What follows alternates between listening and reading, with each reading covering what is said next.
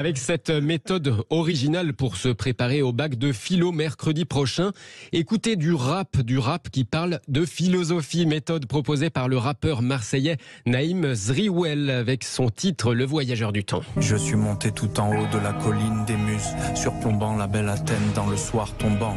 Un homme scrutait le ciel, les yeux vers Vénus.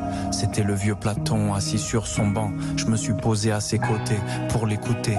Le vieux sage a commencé par m'inviter à douter, à me méfier de mes sens qui entachent la connaissance et cachent la pure essence, l'appréhension de la beauté. Il m'a dit, tu sais, on n'a qu'une vie sur terre, pas deux.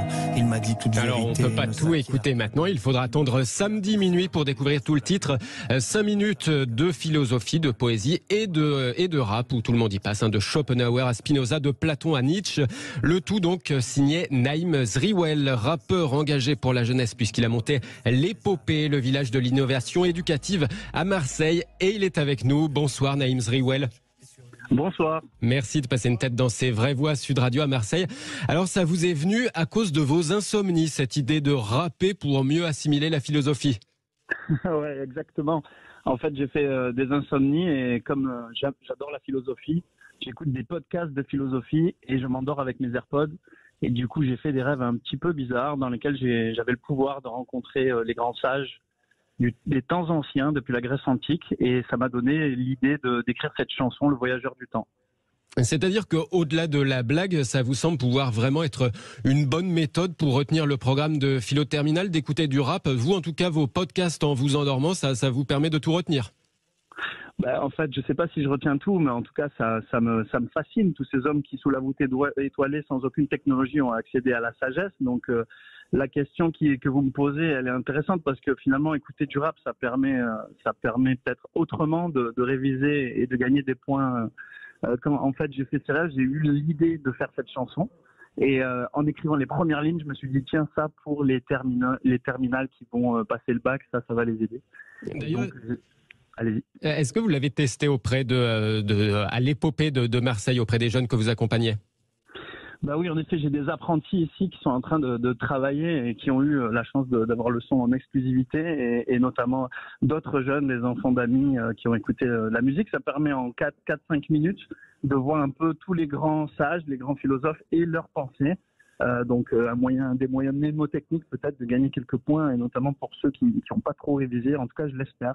C'est évidemment de la musique avant tout, mais en tout cas, je l'espère. Oui, d'ailleurs, avis au futur bachelier, il va sortir donc à minuit ce titre. Il s'appelle Les Voyageurs du Temps. On pourra l'écouter comment? Alors, on peut l'écouter évidemment sur toutes les plateformes parce qu'il est produit chez Épopée Musique, donc Spotify, Deezer, Apple Music, YouTube, etc. à partir de minuit samedi. Et pour ceux qui veulent pré-save le morceau, ils peuvent aller sur mes réseaux, Naïm Zriwel, ou sur mon site naimzriwel.fr. Pour s'inscrire. Et à partir de samedi minuit, vous pourrez réviser en écoutant du rap, j'espère, avec un morceau qui vous plaira. Stéphane Pellet veut réagir. Si je faisais un jeu de mots à son niveau, Obama c'était Yes Weekend, là c'est Yes Weekend. Oui, mais c'est génial. Moi, j'applaudis des deux mains. Oui, bravo Philippe David. Voilà. Philippe David. Non. Vous êtes sur Sud Radio avec Philippe David, Cécile le Minibus. Soyons pas réducteurs. D'ailleurs, l'américain, c'est un nombre de mots assez réduit. Non, ce que je trouve génial, c'est exactement comme les grandes dictées. Vous avez vu la très très grande dictée qu'il y a eu dans Paris où il y a eu jamais autant de monde, etc. Là, c'est un moyen comme un autre, justement, de sortir de cette approche scolaire des philosophes. C'est assez génial qu'on s'en empare.